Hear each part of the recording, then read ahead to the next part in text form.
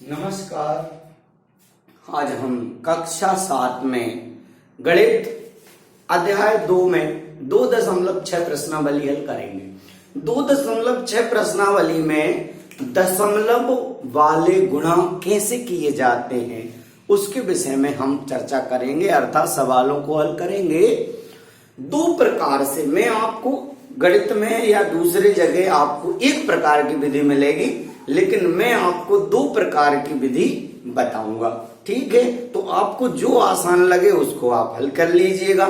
तो आइए हम करते हैं प्रश्न क्रमांक पहले का पहला सवाल हल। पहले का पहला दिया है 0.2 गुणा 6 का गुणा कीजिए। ठीक है, अब हमने इसका हल किया। पहला प्रकार तो ये है कि 0.2 दशमलव के बाद कितने अंक हैं? एक अंक है, तो इसको लिख लो 2/10 और गुणा कितना लिखा है? 6। ठीक है, अब इसको हल करेंगे तो 6 दूनी कितना हो गया? 12 और 10 तो 10। अब ये किससे कट जाएगा? 2 छक्के 12 और 2 पंजे 10, यानी 6/5 इसका उत्तर हो जाएगा। ठीक है, और इसको आपको सॉल्व करना है तो क्या हो जाएगा? 5 एकम 5, एक बचेगा, 0 दशमलव लगा देंगे, 10 हो जाएगा, 5 दूनी 10। ये आपका उत्तर हो गया। इसको ना लिख के क्या लिख दो, इसको उत्तर लिख दो। ये विधि तो ये हो गई एक विधि। अब दूसरी विधि यहां मैं डब्बे में लिख लेता हूं, आपको लिख देता हूं समझने के लिए। ये डब्बे में क्या लिखा है? दूसरी विधि। कैसे करते हैं? 0.2 गुणित 6। बहुत सरल विधि है ये, कुछ मत करो, डायरेक्ट गुणा करो। 6 का 2 में गुणा किया, कितना आया? 12। ठीक है, और दशमलव कितने अंक के बाद लगा है? एक अंक के बाद, तो एक अंक के बाद लगा दो तो जे हो गया उत्तर। कौन सी सरल है बच्चों विधि? विधि ये सरल है ना, तो आप इससे भी हल कर सकते हो सवाल। सिर्फ जितने अंक के बाद दशमलव लगा है, गुणा करने के बाद आप उतने अंक पीछे से गिन के गुणा कर दो और दशमलव लगा दो, आपका आंसर 100% सही आएगा। ठीक है, ये पहला प्रश्न हो गया। इसी प्रकार से आप आगे के दूसरा, तीसरा, चौथा स्वयं हल कर सकते हो। मैं एक आध और आपको करा देता हूं। मैं तीसरा सवाल हल कराता हूं अब आपको, इसको आप नोट कर लें। कर लिया होगा। आइए हम इसका तीसरा नंबर का सवाल हल करते हैं। सॉरी, तीसरा नंबर का सवाल है इसी का, जिसमें दिया है मैं आपके लिए 2.71 गुणा 5। ठीक है, अब जब हम इसको हल करेंगे अपनी विधि से, तो ये 1 और 2 अंक हैं, तो कितना हो जाएगा? 271/100। ठीक है, और कितने हैं? 5। ठीक है, 271/100 और 5। अब इसका करेंगे अपन क्या? गुणा। 5 एकम 5, 5 सत्ते 35 की 5, 5 दूनी 10 और 3 1355 और बटे कितने हैं? 100। कोई परेशानी है क्या? अब अपन इसे सॉल्व करें। दशमलव हैगा 100 है, तो 2 के बाद दशमलव लगा दो, 13.55। ये हमारा क्या हो गया? उत्तर हो गया। अब इसी चीज को यदि दूसरी विधि से हम हल करें, कैसे हल करें बच्चों? दूसरी विधि से हल करें तो क्या करना पड़ेगा? देखो, ये डब्बे में मैं दूसरी विधि बता रहा हूं आपको, अच्छे से देखना। 2.71 का गुणा 5 में करना है, गुणा कर लो। 5 एकम 5, 5 सत्ते 35 का 5, हासिल आई 3 और 5 दूनी 10 और 3 13। कितने के बाद दशमलव लगा? 1 और 2, 2 के बाद दशमलव लिख दो। क्या आ गया? उत्तर एक सा है कि नहीं? दशमलव से मत डरो, डायरेक्ट गुणा कर लो और आखिरी में लिख दो। ठीक है, इस प्रकार से मैंने इसके 2 सवाल हल करके बता दिए।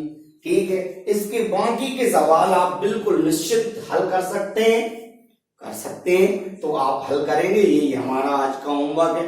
अब हम आगे आते हैं, प्रश्न क्रमांक 2 पर हल करते हैं। प्रश्न क्रमांक 2 देखते हैं क्या है। इसको हम रब कर दें, आप नोट कर लें इसको। वीडियो को पॉज करके आप नोट कर लिया करो, मतलब रोक करके। प्रश्न क्रमांक है 2 आपका।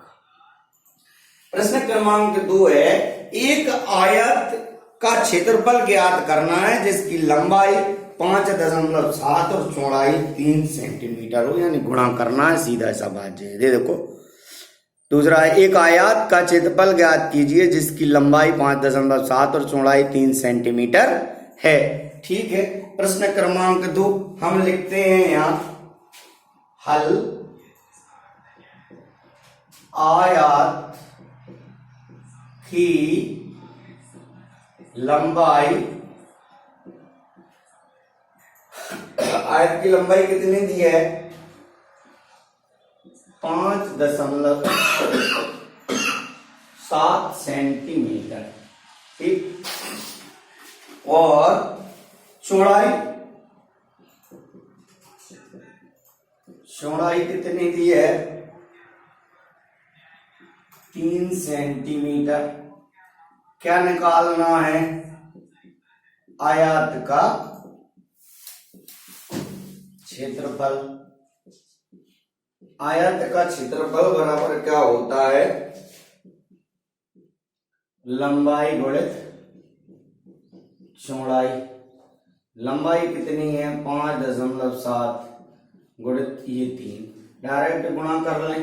7 या 21 का 1, वहां से लाई 2, 3 का 5 में कितना आया, 15 और 2 17, 1 के बाद दशमलव तो 1 के बाद दशमलव, क्या है, सेंटीमीटर। क्षेत्रफल है इसलिए स्क्वायर लगाना पड़ेगा, क्षेत्रफल है इसलिए स्क्वायर लगा देंगे, तो इसलिए ये कितनी हो गई, ये मैंने दूसरी विधि से ही डायरेक्ट करा दिया। वैसे आप क्या करते, 57/10 इंटू 3 लिखते तो आपको 171/10 आंसर आ जाता।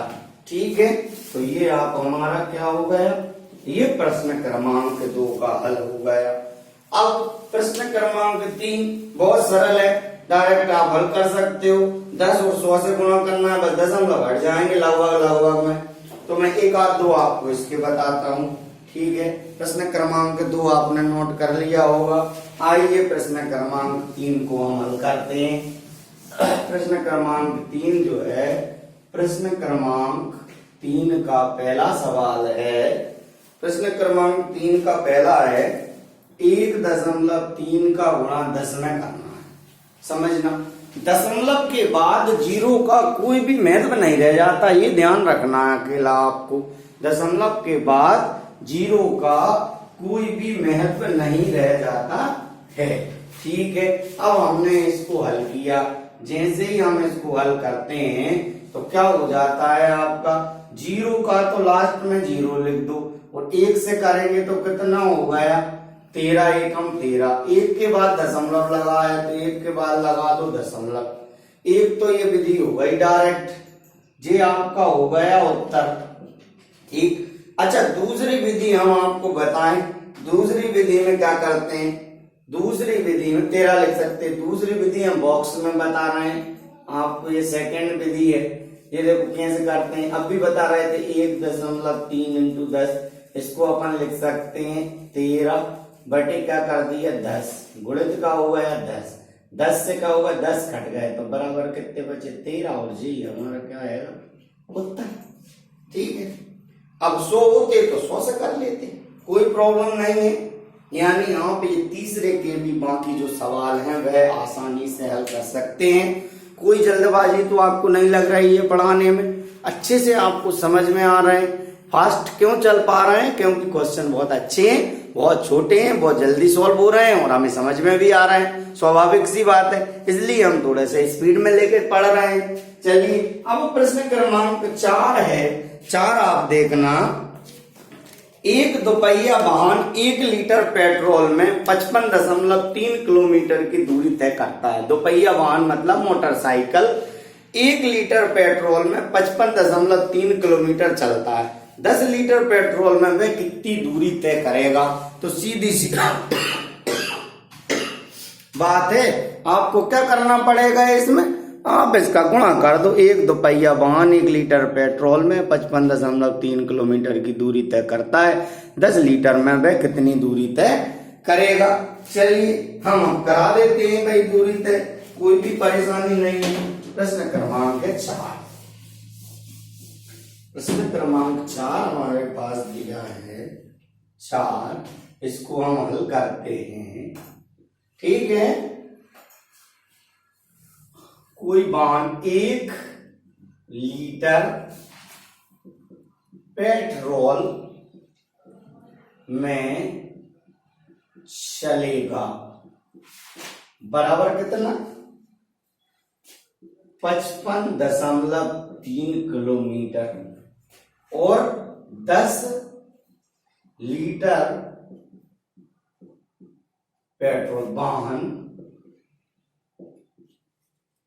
10 लीटर पेट्रोल में चलेगा, बराबर हो जाएगा 55.3 गुणित 10, बराबर इसको गुणा करें तो ये हो जाएगा 553.0 किलोमीटर।